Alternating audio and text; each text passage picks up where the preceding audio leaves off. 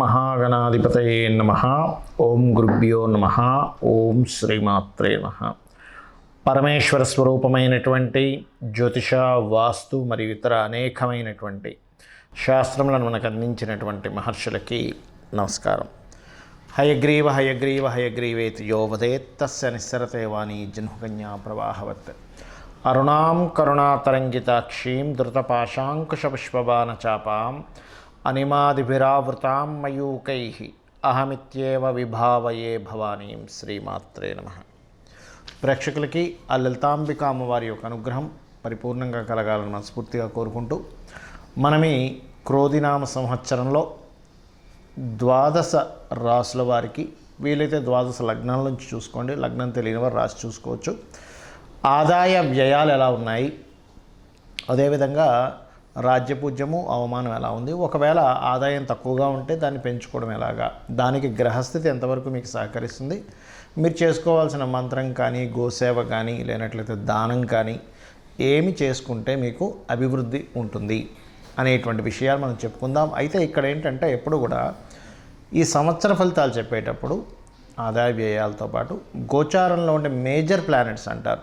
అంటే slow moving planets, fast moving planets ఉంటాయి. అంటే త్వరగా నెలకి 25 రోజులకి 45 రోజులకి జరిగిపోయే ప్లానెట్స్ కొన్ని ఉంటాయి. అంటే రవి, కుజుడు, శుక్రుడు, బుధుడు వీళ్ళు. ఇక చంద్రుడు అయితే 2.5 రోజులకి మారిపోతూ ఉంటాడు ఒక్కో రాశి. కానీ మేజర్గా మనల్ని రూల్ చేసేటువంటిది జీవకారకుడైనటువంటి గురువు, కర్మకారకుడైనటువంటి శనిశ్చరుడు, అదేవిధంగా కాలానికి కారకుడైన రాహువు, మోక్షానికి కారకుడైన కేతువుని ప్రధానంగా మనం తీసుకుంటాం.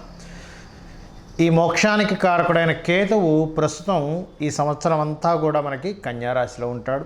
కాలానికి కారకుడైనటువంటి రాహువు మీనరాశిలోని, మరియు జీవకారకుడైన గురువు మాత్రం మే 2వ తేదీ వరకు మేషంలో ఉంటూ దాని తర్వాత వృషభంలోకి మారుతున్నాడు. ఇక శని భగవానుడైతే మారట్లేదు, కానీ మనకి జూన్, జూలై మాసాల నుంచి ఒక 4.5 నెలలు మాత్రం కొద్దిగా వక్రిస్తాడు. కుంభంలో ఉన్న శని వక్రిస్తాడు.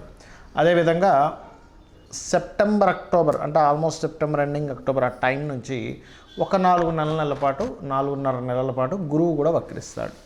సో మనం ఈ గ్రహాల యొక్క స్థితిని మరియు ఈ వక్రగతిని, ఈ మేజర్ ప్లానెట్స్ యొక్క స్థితిని, అదేవిధంగా వీటితో పాటు మనకి ఈ క్రోధినామ సంవత్సరంలో పర్టికులర్గా ఈ సంవత్సరం రాజు కుజుడైనందుకు, మరియు అదేవిధంగా కుజుడు సంచారం మనకి శనిని, రాహుని కలుపుకొని వెళ్తున్నందుకు కూడా ఏం జరుగుతాయనేటువంటి విషయాలు నేను మీకు ఎండింగ్లో చెప్తాను.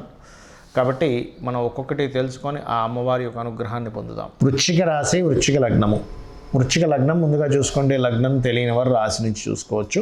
అయితే మీకు ఈ సంవత్సరం క్రోధినామ సంవత్సరంలో ఆదాయము, వ్యయము, రాజ్యపూజ్యము, అవమానం ఎలా ఉంది అని చెప్పి చూసుకున్నట్లయితే ఇక్కడ 8 అండి ఆదాయం, వ్యయం 14. మనకి ఈ పంచాంగంలో చూసుకున్నప్పుడు ఇవే చూసుకుంటాం ముఖ్యంగా మనం. అమ్మో 8 ఉంది 14 ఉంది, ఏమి టెన్షన్ పడకండి. ఎందుకంటే ఇక్కడ మీకు 8 ఉంది కదా, అంటే ఒక 8 లక్షలు వస్తాయనుకుంటే 14 వ్యయం కదా అనిపిస్తుంది. అదేవిధంగా రాజ్యపూజ్య అవమానం కూడా తీసుకుంటే 4, 5, అంటే 4 మెచ్చుకునే వాళ్ళు ఉంటే మన తప్పును ఎత్తి చూపే వాళ్ళ సంఖ్య 5 ఉంటారని అర్థం. మరి 8ని పెంచుకోవడం ఎలా, ఈ 14ని తగ్గించుకోవడం ఎలా?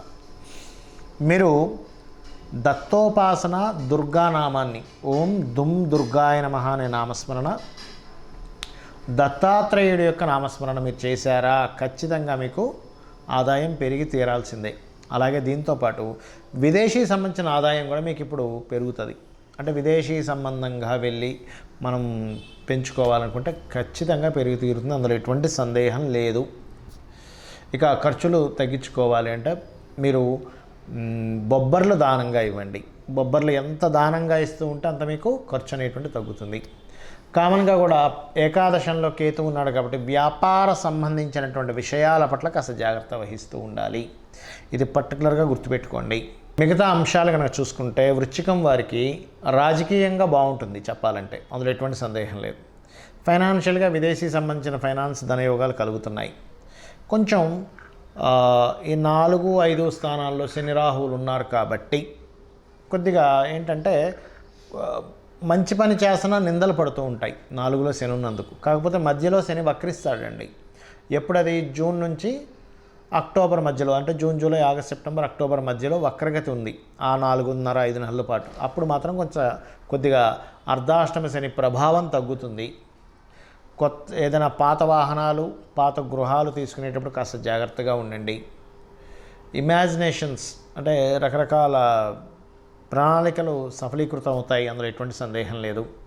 రుణం లభిస్తుంది.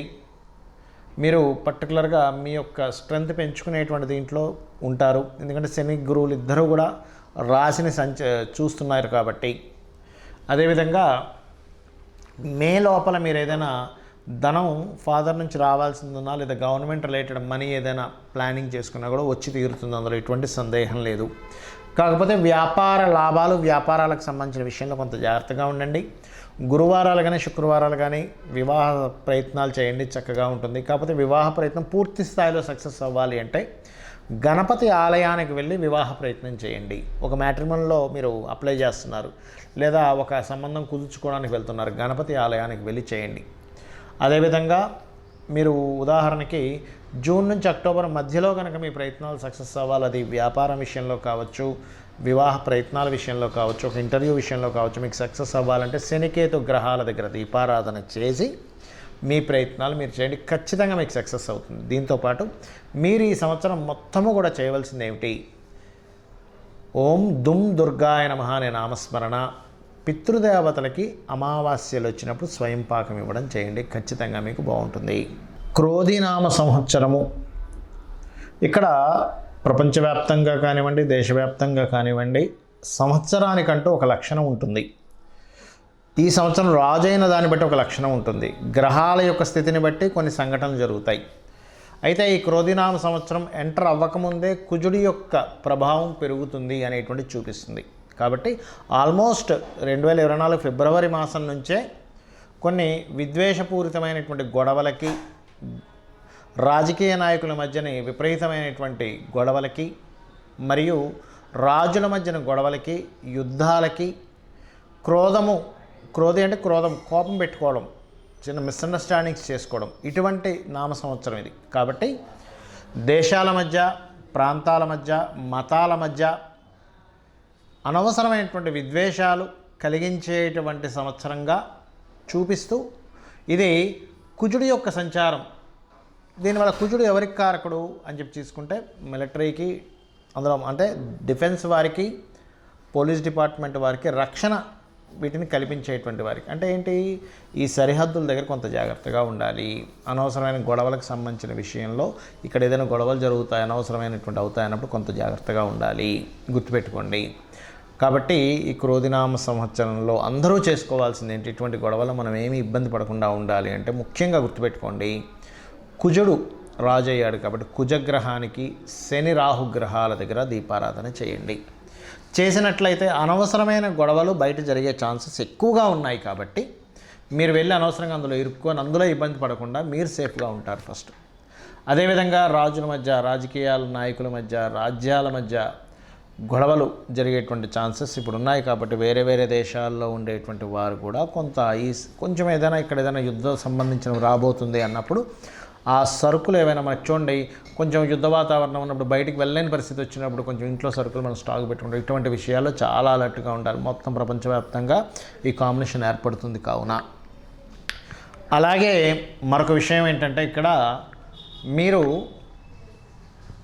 మీకు చాలామందికి జాతకం తెలియదు, డేట్ ఆఫ్ బర్త్ తెలియదండి, రాశి తెలియదు, ఏమీ తెలియదు. కానీ క్రోధినామ సంవత్సరం నాకు బాగుండాలంటే ఏం చేయాలి అంటే ఒకటే గుర్తుపెట్టుకోండి, చండీ పారాయణం, శ్రవణం చేయండి. మీరు తర్పణమో హోమమో చేయలేకపోయినా కనీసం శ్రవణం చేయండి, ఎటువంటి ఇబ్బంది రాకుండా అమ్మవారు చూసుకుంటుంది ఈ సంవత్సరం. రెండవది, మీకు దగ్గరలో గోశాల ఉన్నట్లయితే గోవులకి చక్కగా మీరు ఏం చేస్తారంటే ఏవైతే ఈ నువ్వులు తినిపించకూడదండి. బెల్లము, గోంగూర మరియు క్యారెట్స్, బీట్రూట్స్ లాంటివి, అదేవిధంగా గోధుమ రవ్వ ఇటువంటివి తినిపించండి. మీ గ్రహస్థితి ఎలాగున్నా సరే క్లియర్ అవుతుంది. దీంతోపాటు కుజ, శని, రాహు, కేతు గ్రహం దగ్గర కూడా దీపారాధన చేయండి. ఎందుకంటే జాతకం తెలియదు, ఏమీ తెలియదు, కానీ 6th హౌస్లో కేతు సంచరిస్తున్నాడు బుధరాశుల్లో. అందుకని ఏమిటి, ఈ అప్పుల విషయంలో మీరు ఇబ్బంది పడకుండా ఉండడానికి కేతు యొక్క అనుగ్రహం, గణపతి యొక్క అనుగ్రహం కలుగుతుంది. కాబట్టి గణపతి ఆలయాలకు వెళ్ళడం, అమ్మవారి ఆలయాలకు వెళ్ళడం, అందులో ముఖ్యంగా దుర్గాదేవి ఆలయాలకు వెళ్ళడం. దీంతోపాటు మీనరాశిలో రాహు యొక్క సంచారం అనేటువంటిది బాగా గుర్తుపెట్టుకోండి. దేవత సంబంధించినటువంటి పూజ పునస్కారాలు మాత్రమే కాకుండా పితృదేవతలకు ప్రధానంగా చేసుకోండి. మీరు ఎంత పితృదేవతలకు చేసుకుంటారా అంత చక్కటి ఫలితాలు మీకు వస్తాయి. మీరు ఆయురారోగ్యాలతోని, సుఖ సంతోషాలతోని, ధనపరంగా ఎటువంటి ఇబ్బంది లేకుండా ఉండగలుగుతారు. గుర్తుపెట్టుకోండి. అయితే ఇక్కడ ఎవరైనా సరే గుర్తుపెట్టుకోండి, బాగా అప్పులతో ఇబ్బంది పడుతున్నారు, ఈ సంవత్సరం ఇంకా ఎక్కువ ఇబ్బంది పడుతున్నారు అనుకునేటువంటి వారికి గణపతి ఆరాధన చేస్తూ మీరు ఓం అపర్ణాయై నమః అనే మంత్రం చేయండి. ఈ సంవత్సరం ఉన్న గ్రహస్థితి బట్టి చెప్తున్నాను. ఎవరికైనా బాగా ధనపరంగా ప్రెషర్ ఎక్కువగా ఉందండి, ఒక పక్క కట్టాలి కానీ ఆ ప్రెషర్స్ నేను తట్టుకోలేకపోతున్నాను, ఫైనాన్స్ ఇంకా పెరగాలి అనుకుంటే ఓం నవవిద్రుమ బింబశ్రీ న్యక్కారి రదనచ్చద అనే నామస్మరణ చేయండి. ఖచ్చితంగా మీకు ఫైనాన్షియల్ గ్రోత్ అనేటువంటి పెరుగుతుంది, గొడవలు తగ్గుతాయి.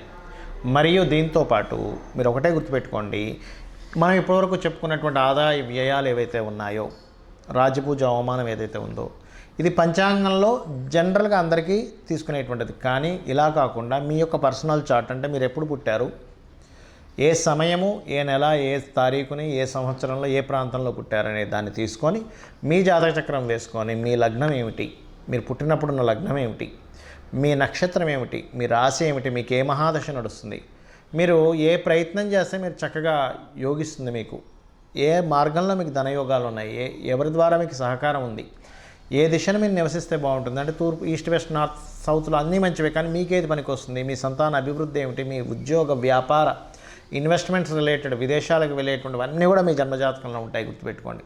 ఏ సమయంలో వివాహం చేసుకుంటే మంచిది, ఏ సమయంలో చేసుకోకూడదు, ఇలాంటివి చాలా విషయాలు ఉంటాయి.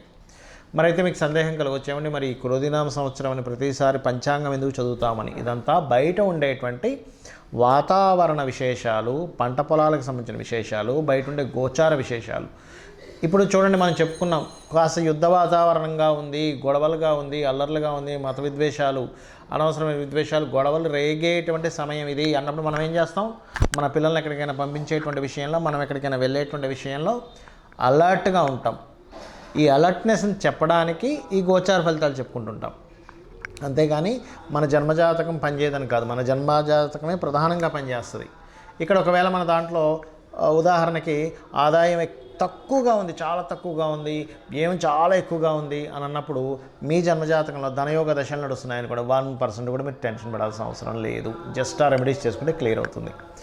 సో ఈ రకంగా మీరు ఈ యొక్క ఫలితాలను చూసుకుంటూ నిత్యము అమ్మవారి యొక్క ఆరాధన చేసుకొని మీరు సుఖ సంతోషాలతో వర్ధిల్లాలని మనస్ఫూర్తిగా కోరుకుంటూ శ్రీమాత్రే నమః.